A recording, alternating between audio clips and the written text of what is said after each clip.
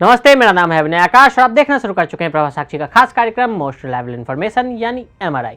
जलवा जिसका कायम है उसका नाम मुलायम है। यूपी की सियासी फिजा में ये कहावत कभी यूं ही गूंजा करती थी। देश की राजनीति में यादव परिवार का कुनबा सबसे बड़ा रहा है, इस बात से हर कोई वाकिफ है। नेताजी के परिवार के 25 से ज्यादा सदस्य सक्रिय राजनीति में। मुलायम के निधन के बाद उनकी खाली हुई सीट से उनकी बहू और सपा अध्यक्ष अखिलेश यादव की पत्नी डिंपल यादव ने 2,80,000 से ज्यादा वोटों से जीत हासिल की।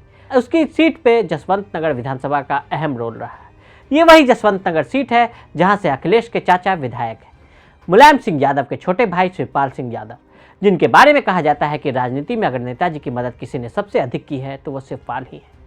इसे आप खुद मुलायम के ही सपा में दरार के वक्त कई बातों से समझ सकते हैं, जब उन्होंने सार्वजनिक मंच से कहा था कि अगर वे यानी शिवपाल पार्टी से चले गए तो आधे लोग उनके साथ हो लेंगे। 5 साल की कड़वाहट के बाद आखिरकार शिवपाल सिंह यादव की घर वापसी हो गई है। विपक्षी पार्टी को मैनपुरी लोकसभा सीट में 2,88,000 वोटों से जीत दिलाने के बाद दिग्गज नेता समाजवादी पार्टी के पाले में लौट आए।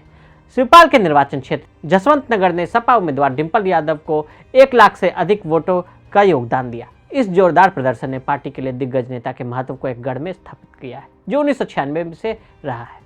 इस वर्ष शिवपाल ने इटावा के सहकारी बैंक के अध्यक्ष बनकर सक्रिय राजनीति में प्रवेश किया था। 67 वर्षीय नेता सपा के संस्थापक सदस्यों में से हैं, जिन्हें 1992 में उनके भाई उत्तर प्रदेश के पूर्व मुख्यमंत्री ने राजनीति का कहकहा सिखाया और पढ़ाया। मुलायम सिंह की अक्टूबर में मृत्यु के बाद मैनपुरी में उपचुनाव हुए।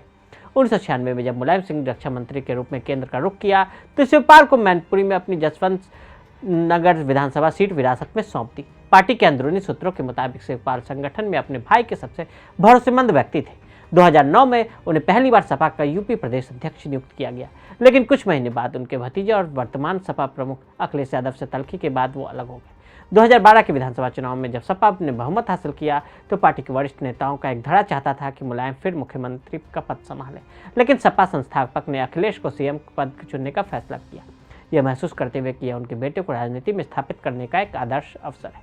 सूत्रों ने बताया कि शिवपाल उस समय अखिलेश को मुख्यमंत्री के रूप में स्वीकार करने के लिए अनिच्छुक थे। रामगोपाल और परिवार के अन्य सदस्य मुलायम के फैसले के साथ खड़े थे। शिवपाल अपने भतीजे के बाद अखिलेश के नेतृत्व वाले मंत्रिमंडल में सबसे शक्तिशाली मंत्री और अपने बड़े भाई के बाद सबसे महत्वपूर्ण पार्टी नेता बन गए। उन्होंने लोक निर्माण विभाग, सिंचाई और सहकारिता, राजस्व जैसे महत्वपूर्ण विभाग सौंपे गए। लेकिन 2014 में शिवपाल और रामगोपाल के बीच मतभेद बढ़ने की अटकलें थी, जब मुलायम ने अपने छोटे भाई के बेटे आदित्य के बजाय फिरोजाबाद लोकसभा सीट से रामगोपाल के बेटे अक्षय को मैदान में उतारा। पार्टी के अंदरूनी सूत्रों के मुताबिक इस समय शिवपाल का मानना था कि मुलायम के फैसले में अखिलेश कहाँ थे।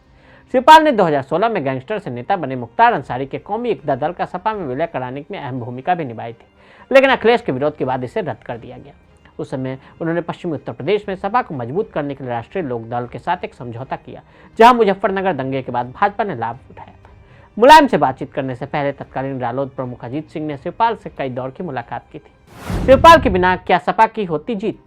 मैनपुरी लोकसभा सीट पर साल 1996 से मुलायम सिंह ने 5 बार जीत दर्ज की। मैनपुरी लोकसभा के अंतर्गत मैनपुरी सदर, जसवंत नगर, करहल, किसनी, भोंगाव विधानसभा सीटें आती हैं।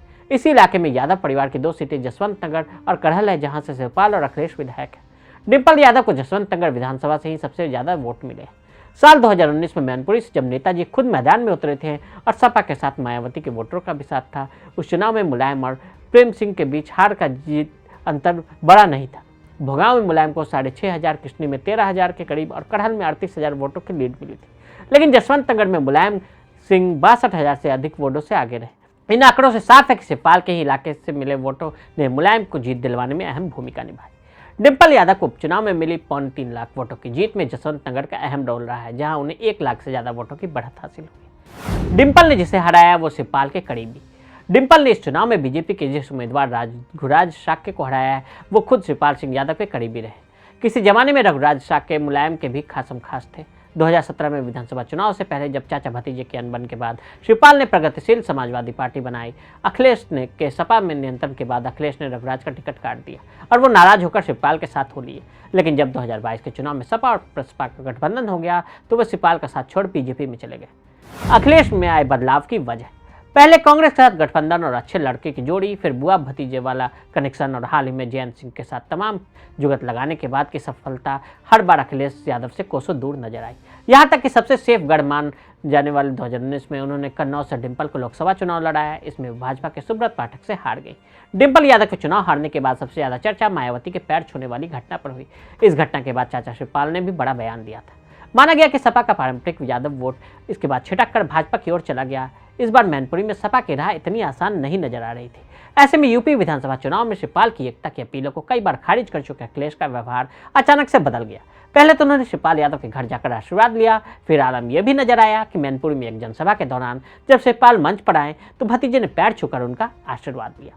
पिता की अंत्येष्टि से लेकर तमाम कर्मकांडों में वो कंधे से कंधा मिलाकर चलते दिखे। इस तरह अखिलेश ने चाचा को वो सम्मान दिया जिसकी तरफ वो कई बार जाहिर कर चुके थे। 2024 में यहाँ बढ़ेगी बीजेपी की टेंशन। शिवपाल की वापसी से सपा को बड़ी ताकत मिली है। यही नहीं, चुनाव दर चुनाव अलग अलग होकर मैदान में उतर निराशा ही हासिल करने वाले चाचा भतीजे का साथ आने वाले वक्त में फलदायी साबित हो सकता है।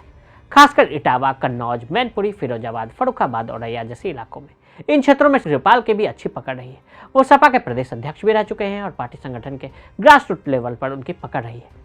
मुलायम के बाद सपा में सबसे प्रभावशाली माने जाने वाले शिवपाल के दूर जाने से पार्टी में भी फूट के संकेत गए थे। इसके अलावा परिवार में कलह की बात से अखिलेश की छवि भी खराब हुई थी। सपा में एक फूट के बाद इटावा और आसपास के क्षेत्रों में बीजेपी ने अपनी पकड़ मजबूत की थी। मुलायम के निधन के बाद एकता की नई कोशिश सपा के लिए कितनी फलदायी साबित होगी इसका पता तो आने वाले वक्त में चलेगा। तो आज हमने आपको सपा के मैनपुरी में प्रदर्शन और शिवपाल अखिलेश के एक साथ होने की कहानी बताई। आज के लिए दी इजाजत। ऐसे रिपोर्ट्स को देखने के लिए प्रभा साक्षी के साथ लगातार बने रहे। वीडियो को देखने के लिए फेसबुक पर फॉलो करें, यूट्यूब पर प्रभा साक्षी को सब्सक्राइब करें।